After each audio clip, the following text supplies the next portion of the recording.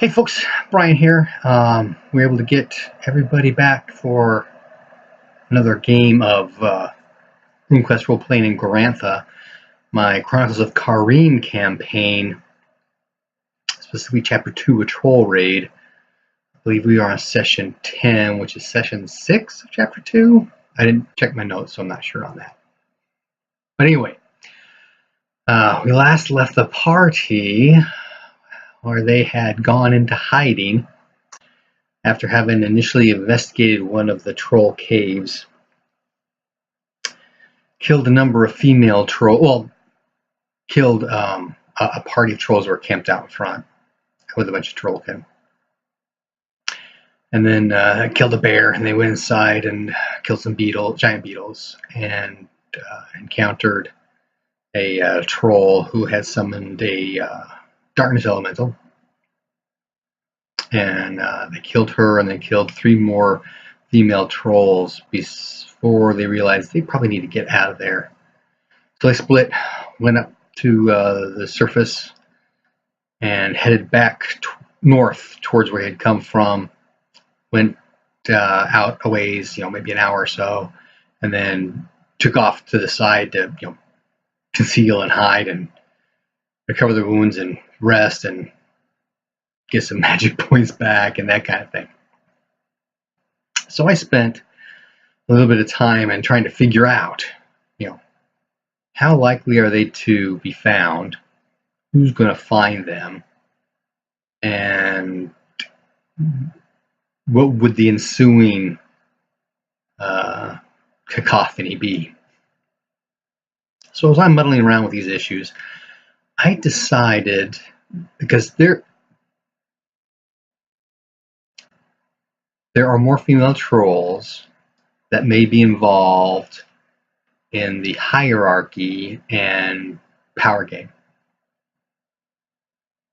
So power changed hands, and there was a proper, what I would feel trollish funeral ceremony. And after all of these preliminary things had gone on, including some other religious ceremony things that needed to happen sooner rather than later for all those involved. And as a side note, one of the players, Bruce, and I, we were talking about doing a "What Were You Thinking" video about each of our sessions, because he runs a it's based off of Runequest 3. Runequest 3 is a system we're using, but the actual campaign, I want to say, is space opera. And so I play in his game, and then he plays in my Runequest game. So we were discussing about maybe doing one of these "What Were You Thinking" videos for each of us to help flesh out, what we're doing and get some feedback and that kind of thing. So we may do that. And if we do so, I don't want to give too much away, but obviously with that kind of video, a lot of spoilers would happen. And I don't want to ruin stuff necessarily for my players, because I'm hoping they're at least watching these. But anyway, so I took what was left of the trolls and I divvied them up, and roughly half went north and half went south, because I'm not really sure where they came from. And I've got a new player, and he has a his character is a hunter, so I am replacing the hunter NPC with him. He unfortunately got locked out of his apartment just before we started to play, so he didn't get to play in this session. And we also have another new player who has an Orlanthe farmer, so he took the place of the farmer NPC we had. So without changing group dynamics too much, we were able to get 2 new players in and continue playing. So I had the other new player roll for the hunter on things like his tracking and conceal and that kind of thing, and he was able to camouflage their tracks well enough that the trolls, when they got to the surface, weren't really sure which way they went, so they went both ways. And then, of course, they're going to flush to either side of the trail as well, so I split what went north and south in roughly half pieces as well. So basically a quarter of the available population was actually seeking out where the PCs were hiding. Made some listen rolls, some hide rolls, some sneak rolls, that kind of thing. The players did not hear the trolls pass by their location, but did hear them coming back. And then when they were coming back, the one who was on guard, it's getting towards dawn now, so that's why the trolls head back. It's getting light, so they're heading back. So the last guy on watch is the one who's up, and that was Lars, the philosopher sorcerer, and he tries to wake everybody up. Hey guys, they're coming by, that kind of thing. So there's some possible noise, so there's a possible listen roll, but the trolls continued on. So they waited a while, and they broke camp, and after making sure everybody's healed up, etc., they went back to the ravine. Now their plan was there's got to be a back door to this troll place, and they wanted to find it. They kind of figured it would be down the ravine. We talked a lot about some geology or mineral lore rolls, whatever it's called. Excuse me. And but how the ravine was created. So there's a lot of sandstone kind of things. So there's some washout and that kind of deal, and there's a fair opportunity for more caverns along the way. So they head west up the ravine. The cavern that they did find was east of the bridge that they came across and went down to the ravine. So they head west, and I'm just randomly rolling. Is there an opportunity for a cave? And they find a cave. And I randomly roll, okay, how big is the entrance? How deep does it go? What does it do from there? Okay, lots of dice rolling just to figure out what's going on here. The first one they come across was really small. It just ended. So they didn't find anything there. The second one was not that big, but it was long. It was a long, curving corridor that swung around and then opened up. And so there's got to be something in here. So I just kind of looked at the random creature tables and I came up with a hibernating cave bear. So they come around the cone dishes, and nobody heard it breathing, but they see this mass in the back, and yeah, it's moving. It's some kind of sleeping. They figure it's a bear of some kind, right? So okay, we don't need to be messing with this, and so they get out, and they decide to go back the other direction, back towards the cavern they did find. When they got closer to it, they decided, let's get to the other side of the. It's actually a stream. It's not really. It's about 10 feet wide, maybe 2 feet, 3 feet deep. Not too big. And go to the other side of that and travel on that side of the ravine because they want to be away from where the cave entrance. They know that there's probably something in, and look that direction. Well, having made some rolls and that kind of thing, and they were watching to see if anybody came out of the entrance, and nobody came out of the cave. And so they travel along, not very far, and there's another cave on the other side of the ravine, near the cavern they went into the first time. And just a little bit further, and there's an actual door built into the ravine wall. Well, one of the players, this is interesting. We should check this out. It's daytime. Likely the trolls aren't going to be very active. This will be the safest time to do something. And then there was some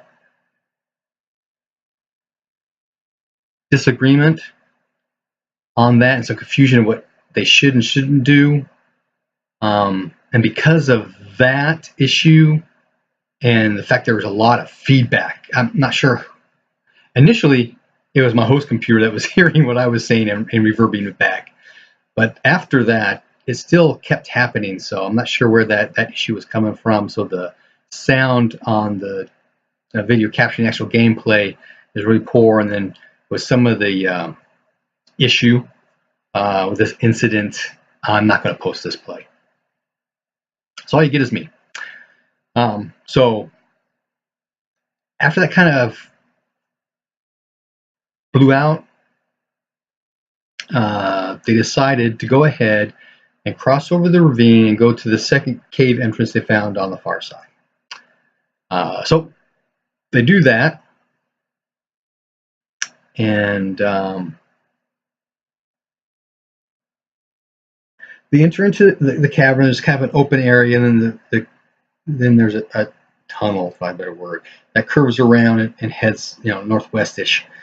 And they get around to there, and it opens up. There's another open area, but then there's some actual walls built in, artificial structure on the left-hand side with 2 doorways and actually a window. I didn't mention the window to them because I didn't remember that part. So they stick their head in there, and this is obviously some kind of mini court of some sort. There's, a bed kind of thing that's all broken down, a desk that's broken, and some pieces of what could have been a chair, maybe 2. But old and long, destroyed and worn out, whatever. So they come out, and when they come out, they start going. They continue on down the corridor towards going down the corridor. But when they do that, there is a group of giant beetles coming down towards them. So combat ensues. They want to block the giant beetles in the cavern, the tunnel. And in some post-play discussion with one of my players, who said, they are giant beetles. They could have crawled up along the side and stuff, but these giant beetles, I didn't realize how big they are. They should probably have been 2 hexes. I only had them as 1 hex on the figures, but they should have been a 2 hex because they're like 20 odd size. They're big. But anyway, so I had them crawl over dead ones or wounded ones were trying to skitter away. They did this swapping places kind of thing. But they're after these invaders and they're home. And they don't make quick mincemeat of them, and they send. I think only 1 actually died. Maybe 2 died, and the rest, got wounded and skittered away. But in the process of that happening, the noble got bit. It was a critical, and their bites do a D10. I rolled a 1 and a 2. So only did 3 points of damage. I want to say it was to his abdomen. It wasn't until later when a second giant beetle actually made a successful hit. And after our discussion about how big the beetles were, I realized these guys have got damage bonus in the range of 2 to 3d6. So that 3-point wound, abdomen wound, should have been probably more like a 13. But, c'est la vie. But the Humakti female, they did spend the morning doing a funeral pyre for her brother, proper Humakti send-off kind of thing. She got hit with a special on her left leg. I think it was left leg, one of her legs anyway. And I had to recall this point, these guys do have a damage bonus. So 2d10 plus 3d6 on her leg. Now she's got Kirboli, which is only 3 points of damage, and it did like 31 points of damage to her. It mangled her leg completely. Could have been an amputation, possibly, pincers, that kind of thing, but it was mangled beyond repair. She's incapacitated. She had 1 physical hit point left. Was physically incapacitated and went down. So the noble, which had dragged himself out from previous wounding and healed himself, dragged her back through one of these doorways. And the farmer guys yelled out to everybody, because they left the hunter and the shaman outside to be watching the other cave entrances, make sure nobody's sneaking up behind him, kind of thing. So he yells that out as he's attacking because we got 2 players down, only 2 left. Plus there's 1, maybe 2 beetles still back there, and so he yells, "Get the others!" as he's attacking. So the noble takes off. 2nd round gets them. 3rd round they're back. At that point, the 2 actually taking care of the 2 beetles that were left. So they go and do. The shaman does healing on the Humakti to save her leg, and to bring her back up. That sucks up most of his magic points. He's pretty magicked out at this point. The noble, who's an Isaries, I still look like Isaries myself. Isaries Initiate has the warding spell, so he sets his stakes up with 1 point of warding, and that's where we end the session. Except for the little argument incident earlier on, the session as a whole, I thought, went fairly well.